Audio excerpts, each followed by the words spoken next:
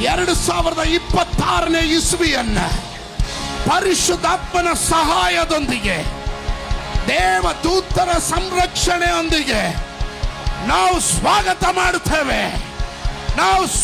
ಮಾಡುತ್ತೇವೆ.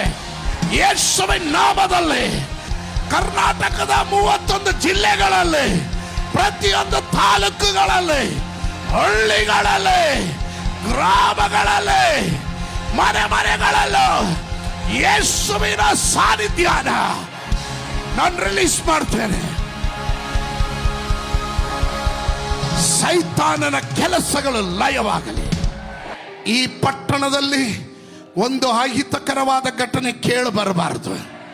ಯಾವ ಮಾರಕರವಾದ ರೋಗ ರುಜಿನಗಳು ಸುಳಿಯಬಾರದು. ದೈವದೂತರ ಕಾವಲಿರಲಿ. ತಕ್ಕ ಸಮಯದಲ್ಲಿ ನಮ್ಮ ರೈತರಿಗೆ ಒಳ್ಳೆಯ ಮಳೆ ಬೆಳೆಯನ್ನು ದಯಪಾಲಿಸು. ಮುಂಗಾರು ಹಿಂಗಾರು ಮಳೆಗಳು ತಕ್ಕ ಸಮಯದಲ್ಲಿ ಸುರಿಯಲೇ. ದೇಶವು ಫಲವತ್ತಾಗಿ ಬೆಳೆಯಲೇ. ನಮ್ಮಲ್ಲಿ ಯಾರು ಎಣಿಕೆಯಲ್ಲಿ ಕಡಿಮೆ ಆಗಬಾರದು. ಮರಣದೂತನನ್ನ ಶಪಿಸ್ತೇವೆ.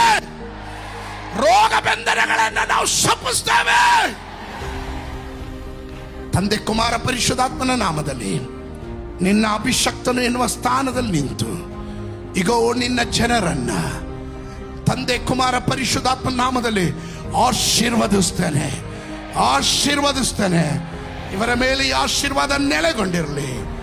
ಯೇಸುವಿನ ನಾಮದಲ್ಲಿ ಬೇಡ್ತೇನೆ. ಜನ ಗಟ್ಟಿಯಾಗಿ ಹೇಳ್ರೆ, ಮತ್ತೊಮ್ಮೆ ಹೇಳ್ರೆ, ಮಗದೊಮ್ಮೆ ಹೇಳ್ರೆ, ಬೋಲೋ ಯೇಸು ಮಸೀಹ್ ಕಿ